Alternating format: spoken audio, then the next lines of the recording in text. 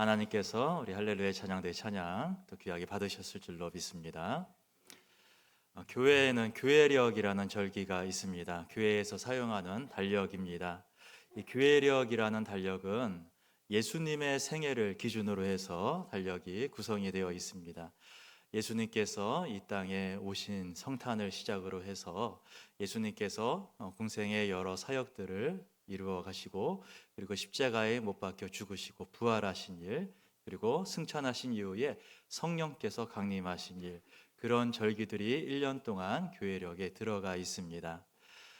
우리가 일반적으로 사용하는 달력은 1월 달에 시작을 하잖아요. 1월 1일에 달력이 시작을 합니다. 그런데 교회력이라는 달력은 언제 시작할까요? 대림절 첫 번째 주일이 교회력을 시작하는 날입니다. 오늘이 대림절 첫 번째 주일이에요. 이 대림절 첫 번째 주일을 시작으로 해서 교회력이 시작이 됩니다. 그러니까 교회력으로는 오늘부터 새해가 시작된 거나 마찬가지인 것입니다. 오늘이 이제 대림절인데요. 대림절이 어떤 절기인지 아십니까? 대림이라는 말 자체가 기다림이라는 뜻을 갖고 있는 말입니다. 임하심을 기다린다라는 뜻을 갖고 있는 절기가 대림절입니다. 누구의 임하심을 기다리는 절기입니까? 예수님께서 임하신 것을 기다리는 절기가 대림절입니다. 예수님께서 임하신 성탄절을 기준으로 해서 12월 25일 앞에 있는 4주 동안을 대림절이라는 절기로 지키게 됩니다. 그래서 오늘부터 시작해서 4번의 주일을 대림절 주간으로 지키게 되는 것입니다. 이 주간을 지키면서 예수님께서 이 땅에 임하시는 것을 기다리는 것입니다. 예수님의 강림을 기다립니다. 그래서 대림절 또는 대강절이라는 이름으로 이 절기를 지키게 됩니다. 영어로는 이 절기의 이름이 에드번트라는 단어를 사용을 합니다. 이 앞에 현수막에도 영어 단어 에드번트라는 단어가 있는데요. 에드번트라는 말은 라틴어 아드벤투스라는 말에서 나왔다고 합니다. 이 아드벤투스라는 라틴어는 도래하다, 도착하다라는 뜻을 갖고 있는 말이라고 해요. 그래서 이 아드벤투스라는 말 자체도 예수님의 오심, 예수님께서 도착하신 것을 기다린다라는 말을 갖고 있는 말입니다. 그래서 이날은 예수님의 임하심을, 예수님이 우리에게 오신 것을 기념하고 기다리는 것, 그래서 이 대림절을 지키게 되는 것입니다. 오늘부터 시작해서 4주 동안 대림절을 지킵니다. 예수님의 오심을 기다리는 거예요. 이 땅에 태어나신 아기 예수님의 오심을 기다리는 것입니다. 그리고 다시 온다라고 약속하신 예수님의 재림을 기다리는 것입니다. 그리고 오늘 우리에게 성령으로 임하신 예수님을 기다리는 절기, 그것이 바로 이 대림절의 절기인 것입니다. 그런데 여러분, 기다리는 거 좋아하십니까? 기다리는 거 좋아하는 사람 못 본 것 같습니다. 그렇죠? 길을 건너려고 신호등 앞에 서 있는데 그 신호등이 바뀌는 1분 남짓의 그 짧은 시간, 그 시간 기다리는 것도 우리는 힘들어합니다. 기다리는 시간이 너무 즐겁고 행복하다, 그렇게 좀 생각하시는 분이 계신가요? 없으실 것 같아요. 은행에 가서 번호표 뽑고 자기 순서 기다리잖아요. 내 앞으로 10명, 20명 밀려 있을 때 기다리는 시간이 너무도 즐겁고 행복하고 짜릿하다. 그렇게 느끼시는 분 안 계시죠? 그렇게 느껴지시는 분 계시면 좀 병원에 가보셔야 될 것 같아요. 우리 기다리는 거 안 좋아합니다. 기다린다라는 거 참 힘들어요. 우리가 너무 어렵습니다. 그런데 우리가 기다리는 거를 힘들고 어렵다라는 거 하나님도 잘 아시는 것 같아요. 그렇기 때문에 오히려 하나님은 이 기다림이라는 방법을 통하여서 하나님의 백성을 훈련시키시고 연단하여 가신다라는 것입니다. 성경에는 수많은 기다림에 대한 이야기들이 많이 나와 있습니다. 가장 우리가 성경에서 찾아볼 때 이 믿음의 사람이라고 불리는 아브라함부터가 기다렸던 사람입니다. 하나님께서 아브라함을 갈대아 우르에서 부르시면서 아브라함에게 약속하셨어요. 내가 너에게 자손을 주겠다 약속하셨습니다. 아브라함이 75세에 부르심을 받고 이 약속을 받았습니다. 그런데 이 약속이 이루어진 것은 언제입니까? 아브라함이 100세가 되던 때에 아브라함의 아들 이삭이 태어났다는 것입니다. 아브라함이 이 약속이 이루어지기까지 몇 년을 기다린 거예요? 25년이라는 사반세기라는 세월을 기다렸다라는 것입니다. 이처럼 성경은 수많은 기다림에 대한 이야기로 가득한 것입니다. 아브라함이 25년 기다린 것은 이것은 오히려 짧게 기다린 거예요. 이후에 이스라엘 백성들이 애굽에서 노예가 되었습니다. 애굽에서 노예가 되었는데 이스라엘 백성들이 몇 년 동안을 애굽에 있었습니까? 400년 동안을 애굽에서 노예로 살았던 것입니다. 이 400년 동안 이스라엘 백성들이 기다렸던 것이죠. 하나님께서 이스라엘 백성들을 구원하여 주실 것을 기다렸던 것입니다. 그 오랜 세간 간절히 기다린 끝에 하나님이 모세를 보내셔서 이스라엘 백성들을 애굽에서 이끌어 주셨습니다. 출애굽 시켜 주셨어요. 그러면 이제 하나님 약속하신 가나안 땅으로 바로 가면 되었을 것 같아요. 그런데 또 그렇지도 않았습니다. 40년 동안을 또 광야에서 방황했던 것입니다. 출애굽한 이후에도 40년을 또 기다린 끝에 이스라엘 백성들이 가나안 땅에 들어갈 수가 있었다라는 것이죠. 이처럼 성경에는 수많은 기다림의 이야기가 나옵니다. 하나님께서 이 기다림이라는 방법을 통하여서 하나님의 백성들을 훈련시키시고 연단하여 가셨다라는 것입니다. 오늘 함께 읽은 이 역대상 9장의 말씀에서도 이 기다림에 대한 이야기가 들어 있습니다. 하나님의 때를 기다린 사람들이 있습니다. 오늘 본문에 나오는 이 사람들은 무엇을 기다렸던 사람들일까요? 이 사람들은 바벨론 포로 생활이 끝나기를 기다렸던 사람들인 것입니다. 오늘 본문 1절의 말씀입니다. 우리 1절 말씀 한번 같이 읽어보겠습니다. 온 이스라엘이 그 계보대로 계수되어 그들은 이스라엘 왕조 실록에 기록되니라. 유다가 범죄함으로 말미암아 바벨론으로 사로잡혀 갔더니. 이스라엘 백성들의 나라가 망했습니다. 이 유다 나라가 멸망하고 이스라엘 백성들이 바벨론의 포로로 붙잡혀 가서 70년 동안을 바벨론에서 포로 생활을 하게 됩니다. 이스라엘 백성들이 망하고 포로로 붙잡혀 간 데에는 이유가 있습니다. 오늘 1절에서 말씀하시는 것처럼 유다가 범죄하여서 나라가 멸망하고 바벨론으로 포로로 붙잡혀 갔다라는 것입니다. 하나님께서 수많은 선지자들을 보내시면서 이스라엘 백성들에게 경고하셨어요. 너희들 그렇게 하면 안 된다. 그렇게 하면은 멸망할 것이다. 심판이 임할 것이다. 경고하셨습니다. 근데 그럼에도 불구하고 이스라엘 백성들이 하나님께로 돌아오지 않았던 거예요. 하나님의 말씀을 순종하지 않았습니다. 하나님을 섬기지 않고 우상을 섬겼어요. 하나님을 의지한 것이 아니고 주변의 여러 강한 나라들의 손을 잡고 그들을 의지하려고 했던 것입니다. 결국 이런 범죄함 때문에 유다의 범죄함으로 말미암아 이 나라가 멸망하게 되고 이스라엘 백성들은 바벨론의 포로로 끌려가서 70년 동안을 포로 생활하게 된 것입니다. 유다 땅의 통치자들과 여러 많은 지도자들, 제사장들, 고위층들, 수많은 사람들이 바벨론의 포로로 붙잡혀 갔던 것이지요. 70년을 포로 생활하는 동안에 많은 변화가 일어났습니다. 이스라엘 백성들을 포로로 붙잡혀 왔었던 이 바벨론이란 나라, 이 나라도 결국은 멸망해버리고 말았습니다. 바벨론이 멸망하고 새로운 강대한 나라 바사, 페르시아라는 나라가 등장하게 된 것이에요. 이렇게 바벨론이 멸망하면서 포로로 붙잡혀 있던 이스라엘 백성들이 다시 그들의 고향 땅으로 돌아갈 길이 열리게 되었던 거예요.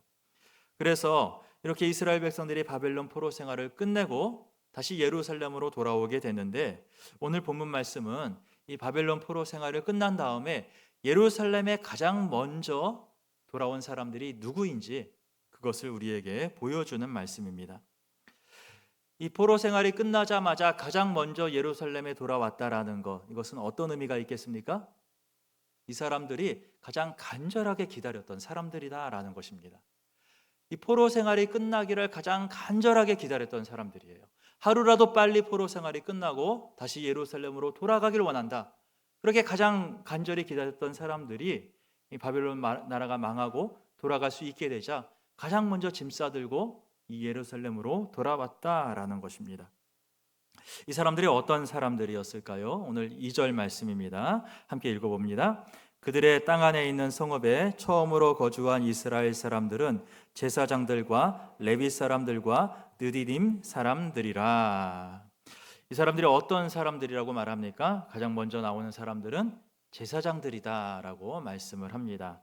두 번째는 레위 사람, 세 번째는 느디딤 사람들이다라고 말씀하고 있죠. 제사장은 우리가 잘 알고 있는 것처럼 성전에서 제사를 주관하는 사람들입니다. 이 제사장들은 특별히 구별된 사람들이죠. 하나님께서 레위 지파를 특별히 구별하였고 그 레위 지파 중에서도 가장 처음 대제사장이었던 아론의 후손들만이 제사장으로 섬길 수가 있었습니다. 그래서 이 제사장들이 가장 먼저 예루살렘에 돌아온 사람들입니다. 그 다음은 레위 사람들입니다. 레위 사람들은 하나님께서 성전에서 섬기도록 하기 위해서 특별히 구분한 그런 지파들입니다. 이 제사장들을 도와서 제사도 드리고 성전의 여러 일들도 봉사하는 사람들, 그 사람들이 이제 레위 사람들입니다. 그러니까 제사장들이 돌아올 때에 이 레위 사람들도 함께 돌아오는 것은 어떻게 보면 참 당연한 일이었던 것 같습니다. 그리고 나서 세 번째 부류의 사람들이 있는데 이 사람들이 누구였다고요? 느디딤 사람들이다라고 말씀하고 있습니다. 제사장이나 레위 사람들은 잘 알 것 같은데 느디딤이라는 말은 좀 낯선 말이지요. 평소에 잘 듣지 못했던 말인 것 같습니다. 사실 이 말은 바벨론 포로 이후에 기록된 성경에만 등장하는 사람들입니다. 바벨론 포로 이전에 기록된 성경에서는 이 느디딤이라는 사람이 등장하지 않는데 이 바벨론 포로 이후에서만 등장하는 사람들이에요. 이 사람들이 과연 어떤 사람들일까요? 에스라서 3장에 나오는 말씀 보면은 이 사람들을 다윗 왕이 레위 사람들에게 성전을 봉사하기 위해서 특별히 하사한 사람들이다. 그렇게 기록을 하고 있습니다. 그러니까 한마디로 말해서 성전에서 가장 허드렛 일을 하던 사람들, 성전에 속하여서 가장 하찮은 일, 온갖 자빌들을 다 하던 사람들, 그 사람들이 이 느디딤 사람들이었습니다. 성전에 딸려 있는 머슴 같은 사람, 성전에 속한 노예 같은 사람, 그 사람들이 느디딤 사람들이었다라는 거예요. 제사장이나 레위 사람들, 이 사람들은 특별히 구분된 사람들이었어요. 12지파에서 이 레위 지파가 아니고서는 성전에서 섬길 수 없었고 또 레위 지파 가문에서도 아론의 가문이 아니면은 제사장이 될 수가 없었습니다. 그래서 이 사람들은 굉장히 특별히 구분된 사람들이었는데 이 느디딤 사람들은 전혀 그러지 못한 사람들이에요. 레위 지파도 아니었고요. 어쩌면 이스라엘 사람들이 아닐 수도 있어요. 전쟁에서 포로로 붙잡혀온 이방 사람들일 수도 있는 것입니다. 전쟁에서 포로가 돼서 노예가 된 사람들, 종이 된 사람들, 그런 이방 사람들이 이 느디딤 사람들이었을 수도 있는 것입니다. 한번 옛날에 예루살렘 성전에서 어떤 일이 있었을까 한번 머릿속에 한번 생각을 해보세요. 예루살렘 성전에서 하루에 수십 번도 더 제사를 드렸을 거예요. 양이나 소, 염소 같은 동물들을 제물로 잡아서 그것들을 불로 태워서 하나님께 올려드리며 제사를 지냈을 것입니다. 그런데 그렇게 제사를 지내고 나면 끝이 아니잖아요. 치우는 사람이 있어야 될 것이 아닙니까? 불에 타서 재들이 남으면 누군가는 그 재를 치우고 번제단을 깨끗하게 하는 일도 해야 됐을 거예요. 짐승들을 잡았을 때 피가 튀고 그랬을 텐데 그 피를 깨끗하게 닦는 일 누군가는 했을 것입니다. 그 일을 누가 했을 것 같습니까? 바로 이 느디딤 사람들. 이 사람들이 그런 일을 했었다라는 것입니다. 온갖 청소, 빨래, 성전을 정리하는 일들, 그런 온갖 자빌들, 아무도 하지 않으려고 했었던 그런 수많은 일들을 감당했던 사람들, 이 사람들이 느디딤 사람들이었다라는 것이죠. 이 느디딤 사람들을 비롯해서 제사장, 레위 사람, 이런 사람들이 가장 먼저 바벨론 포로가 끝나자마자 예루살렘에 돌아왔다라는 거예요. 이 사람들의 공통점은 성전을 섬기는 사람들이다라는 것이죠. 신분의 차이는 있고 각자 맡은 역할의 차이는 있긴 하지만 성전에서 섬기는 사람들이다라는 공통점을 가지고 있습니다. 그러면 왜 하필 성전을 섬기는 사람들이 가장 먼저 돌아왔던 것일까요? 왜 하필이면 이 사람들이 가장 먼저 예루살렘에 돌아왔겠습니까? 사실 이 사람들 예루살렘에 돌아와 봤자 이 사람들이 섬길 성전이 없었습니다. 이미 예루살렘 성전은 70년 전에 다 무너져 버렸어요. 성전도 없었는데 왜 이 사람들이 가장 먼저 돌아왔던 것일까요? 그 이유가 있습니다. 그것은 제사를 지내야 되기 때문입니다. 비록 성전은 없지만 그러나 하나님께 제사를 지내야 됐습니다. 특별히 어떤 제사를 지내야 됐던 것입니까? 속죄의 제사. 속죄의 제사를 올려드리며 하나님께 회개해야 했던 것입니다. 이스라엘 백성들이 바벨론에서 70년 동안 포로 생활하면서 깨달은 것이 하나가 있습니다. 그것은 바로 자신들의 죄악 때문에 이 나라가 멸망하고 우리가 포로로 붙잡혀 왔다라는 거예요. 사실 처음 나라가 멸망했을 때 이스라엘 백성들은 왜 이 나라가 멸망했는지 이해할 수가 없었습니다. 그래도 우리는 하나님 섬기는 사람들이었는데, 이 나라는 하나님을 섬기는 나라였는데 어떻게 이 나라가 멸망할 수가 있는 것인가? 예루살렘 성전에서 하나님께 날마다 제사를 드렸는데 어떻게 그 예루살렘 성전마저 무너져 버릴 수가 있는 것인가? 하나님이 우리를 버리셨구나, 그런 생각에 빠졌던 거예요. 그런데 이 바벨론 포로 생활하면서 가만히 자신들의 모습들과 그 역사를 돌이켜 봤더니 그게 아니었다라는 것이지요. 하나님이 우리를 버린 것이 아니고 우리가 하나님을 버렸었구나. 우리가 하나님께서 떠나갔기 때문에 우리가 멸망당하고 심판당할 수밖에 없었구나. 바로 우리의 죄악 때문이었구나. 그 사실을 깨달았던 것입니다. 이 70년 동안 그래서 이스라엘 백성들이 간절히 기다렸던 거예요. 하루라도 빨리 다시 예루살렘으로 돌아가서 우리의 죄악을 하나님께 고백하며 회개의 제사를 드리고 싶다. 우리의 죄를 속하는 그 속죄의 제사를 드리길 원한다. 그것을 하염없이 기다렸다라는 것입니다. 그리고 마침내 이 바벨론 포로 생활이 끝났을 때에 그들이 돌아온 거예요. 이 사람들이 70년 동안 바벨론의 포로로 있으면서 그 땅에서는 제사를 드릴 수가 없거든요. 바벨론 땅은 우상을 섬기는 나라였고 그곳에는 성전도 없고 제단도 없으니 그곳에서 속죄의 제사를 드릴 수가 없었습니다. 그러니까 이 포로 생활이 끝나자마자 제사장과 레위 사람들과 느디딤 사람들, 이 성전을 섬기는 사람들이 가장 먼저 예루살렘에 돌아와서 하나님께 속죄의 제사를 올려드렸던 것입니다. 에스라서에 나오는 말씀 보면은 예루살렘에 돌아온 이 사람들이 처음으로 드렸던 제사에 대한 이야기가 나옵니다. 이 사람들이 예루살렘에 돌아와 왔더니 예루살렘은 온통 황무지였습니다. 황폐할 대로 황폐해진 그런 황무지만 남아 있었습니다. 성전은 그림자도 찾아볼 수가 없어요. 다 무너져 내렸어요. 그 맨 땅에다가 다시 제단을 쌓아 올리고 그 제단 위에서 하나님께 제사를 드렸던 것입니다. 저는 그런 생각을 해봅니다. 이때 어떻게 제사를 드렸을까? 70년 동안 바벨론 땅에 묶여 있다가 돌아온 이 사람들이 어떻게 하나님께 첫 제사를 올려드렸을까라는 생각을 해보게 돼요. 제사장이라는 이름을 갖고 있고 레위 사람이라는 이름을 갖고 있지만 이 사람들은 태어나서 한 번도 제사를 드려본 적도 없고 제사 지내는 것을 본 적도 없었던 사람들이었을 거예요. 그들의 아버지나 할아버지한테 얘기는 들었겠죠. 그들로부터 교육은 받았을 것입니다. 그런데 실제로 해보는 것은 처음이었던 거예요. 제물을 잡을 때 어떻게 잡아야 할지, 이 잡은 제물을 번제단에 어떻게 올려드려야 할지 고민했겠죠. 이게 맞을까? 저게 맞을까? 여러 가지로 생각이 많았을 것입니다. 야, 불 조절은 어떻게 될까? 이 불을 더 세게 해야 되나? 좀 더 약하게 해야 되나? 그런 고민들이 굉장히 많았을 것 같아요. 아마 이 제사장들과 레위 사람들이 서로 머리를 맞대고 연구해 가면서 우리가 이렇게 한번 해볼까? 저렇게 한번 해볼까? 그렇게 고민하면서 이 첫 번째 제사를 하나님께 올려드렸을 것 같습니다. 실수도 많았겠죠. 처음 하는 거니까. 어설펐을 것입니다.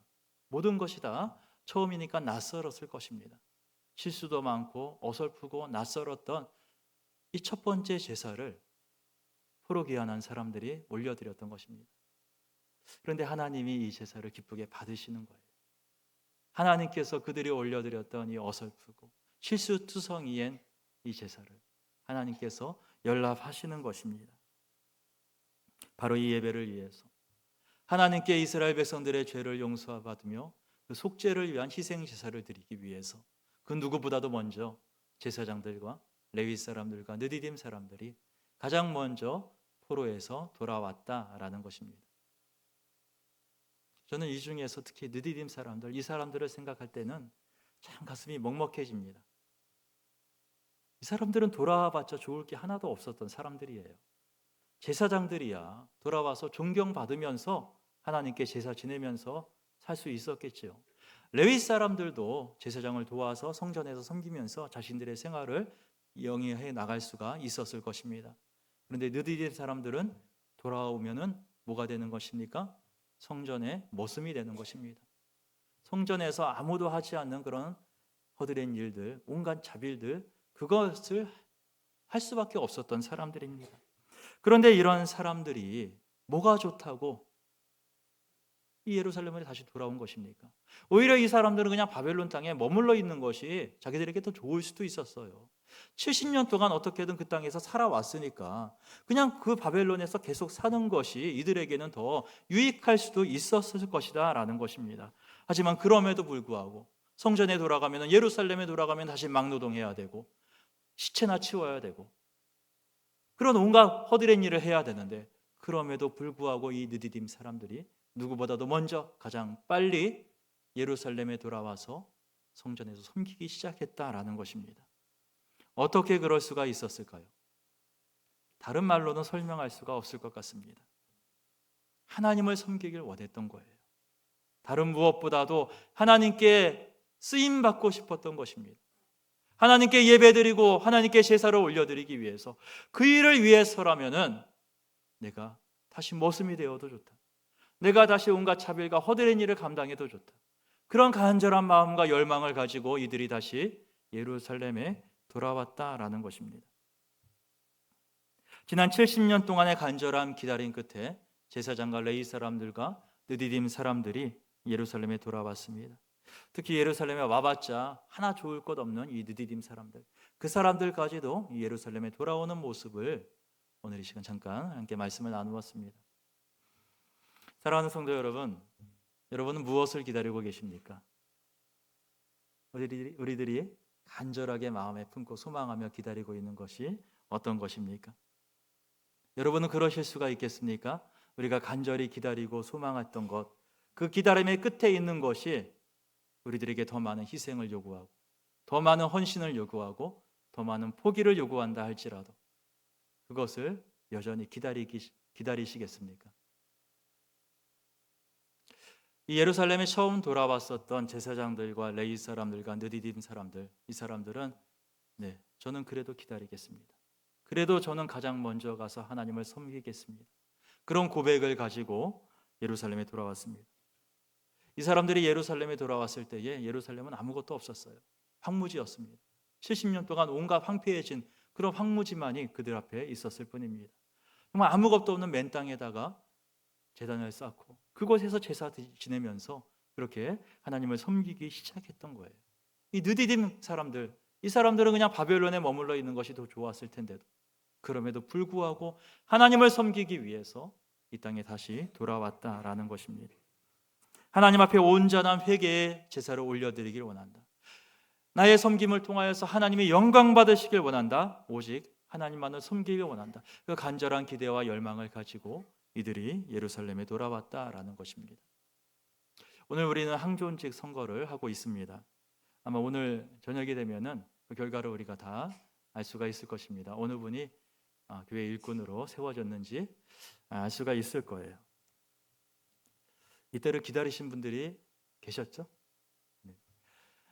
제가 듣기로 몇 년 만에 우리 교회에서 항존직 선거를 처음 실시했다라는 얘기를 들었습니다. 몇 년 동안 이때를 기다리신 분들도 계셨을 것 같습니다. 내가 일꾼으로 피택되기를 원한다 하면서 기다리신 분들도 계셨을 것이고, 또 내가 좋아하는 누군가가 일꾼으로 피택되기를 원한다라는 마음으로 이때를 기다리신 분들도 계실 것입니다. 이날을 왜 기다리셨습니까? 장로가 되고 싶어서, 안수집사가 되고 싶고 권사가 되고 싶어서 기다리셨습니까? 그렇다면 그것은 잘못 기다리신 것입니다. 교회의 직분이란 자리는 우리를 세워주는 감투가 아니기 때문입니다. 우리를 세워주는 좋은 타이틀이 아니기 때문입니다. 교회의 직분이라는 자리는요, 희생의 표시인 것이죠. 더 많이 헌신하고 더 많이 포기하고 더 열심히 섬기겠습니다. 그런 표시가 교회의 직분이라는 것입니다. 제가 우리 교회에 부임한 지 이제 한 3개월 정도 됐어요.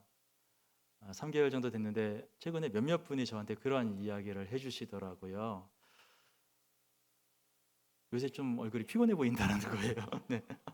처음보다 좀 얼굴이 피곤해 보인다 그런 말씀하시는데 전혀 그렇지 않은데 그렇게 보인다라니까 제가 좀 관리를 잘 못한 것 같습니다. 예. 그런데 그게 정상이지 않습니까? 목회자가 피곤해 보이고 힘들어 보이고 그런 모습이 오히려 더 정상인 모습이 아니겠습니까? 목회자가 보기 좋아 보입니다. 편해 보입니다. 그런 말 들으면 그건 칭찬이 아니잖아요. 이 비판이지 않습니까? 평안해 보입니다 라는 말은 칭찬일 수가 있겠죠. 그런데 편해 보입니다, 이 말은 칭찬일 수가 없는 거예요. 저는 오늘 피택되시는 분들도 그런 이야기를 들으시면 좋겠습니다. 피택되고 나더니 더 안 돼 보이시네요. 피택되고 나더니 더 피곤해 보이시네요. 안 좋아 보이시네요. 그런 이야기를 꼭 들으셨으면 좋겠어요. 제가 뭐 안 좋은 얘기 하는 거 아니잖아요. 교회의 직분이란 자리가 그런 자리이기 때문인 것입니다. 더 많은 희생, 더 많은 헌신, 더 많은 봉사와 포기, 그것이 기다리고 있는 자리가 교회의 직분이라는 것입니다. 더 많은 희생과 헌신이 있다는 것을 알면서도 사모하며 기다리는 자리입니다. 그럼에도 불구하고 하나님께서 세워주신다라면은 내가 더 많은 것을 내려놓고 기쁨으로 섬기겠습니다, 그런 간절한 열망으로 기다리는 자리가 교회의 직분의 자리인 것입니다. 교회의 직분 자리 더 피곤하고 더 힘들어지면 어떤 일이 일어날까요? 그러면은 하나님께서 더 영광을 받으실 줄로 믿습니다. 교회의 직분자들이 더 피곤하고 힘들어질수록 주님의 몸된 교회가 더욱더 든든하게 세워져 갈 것이고, 교회의 직분자들이 더 힘들고 피곤해질수록 다른 성도들은 더 많은 평안과 기쁨을 누리게 될 줄로 믿습니다. 그런 사람들이 오늘 우리 교회에서 피택되어지고, 피택되면은 더 안 좋아지시고 더 힘들어지시고 더 어려워지시면은 좋겠습니다. 그것이 하나님의 축복이 우리 교회 가운데 임하는 통로가 될 줄로 믿습니다. 오늘 우리가 대림전 첫 번째 주일에 이 항정지 선거를 진행을 하고 있어요. 저는 여기에도 하나님의 뜻깊은 의미가 담겨 있다라는 생각이 듭니다. 예수님께서 이 땅에 임하실 것을 예수님도 기다리셨겠죠. 이 천지가 창조되기 이전부터 예수님은 성육신하여서 이 땅에 오실 것을 기다리고 계셨을 것입니다. 예수님은 이 땅에 오시면 십자가가 있다라는 것을 아셨어요. 수많은 고난과 고통 끝에 십자가에 못 박혀 죽으실 것을 예수님 아셨습니다. 그럼에도 불구하고 예수님은 그때를 기다려 오셨던 것입니다. 기다리고 기다린 끝에 예수님이 이 땅에 인간의 모습으로 오셨고, 수많은 고통과 고난을 당하시고 십자가에 못 박혀 죽기까지 하셨다라는 것입니다. 예수님도 그렇게 기다리셨던 거예요. 오늘 우리도 이런 예수님의 기다림에 함께 동참할 수 있기를 소원합니다. 우리 교회에 그런 일꾼들이 세워질 수 있기를 원합니다. 유디딤 사람들 같은 일꾼들, 자신의 모든 것을 포기하고 헌신하더라도 오직 하나님만을 섬기길 원하는 일꾼들, 세워졌더니 더 많이 피곤하고 더 많이 힘들어질다 할지라도 그럼에도 하나님의 영광을 바라보는 일꾼들, 그런 우리 교회 될 수 있기를 주님의 이름으로 축복합니다. 하나님 아버지 감사합니다. 예수님께서 이 땅에 임하심을 기다리고 기다렸던 그 대림절 첫 번째 주일을 주님 옆에 온전히 드리며 나아갑니다. 수많은 고통과 어려움이 그 기다림의 끝에 있다라는 것을 알면서도 주님께서 이 땅에 오시기를 기다렸던 것처럼, 또 수많은 어려움들이 예루살렘에 기다리고 있다는 것을 알면서도 예루살렘에 첫 번째로 돌아왔었던 느디딤 사람들처럼 우리 모두가 그런 기다림에 동참하게 해주시고, 그런 일꾼들이 세워질 수 있는 우리 교회가 되게 하여 주시옵소서. 예수님의 이름으로 기도드리옵나이다. 아멘. 예수 사랑합니다.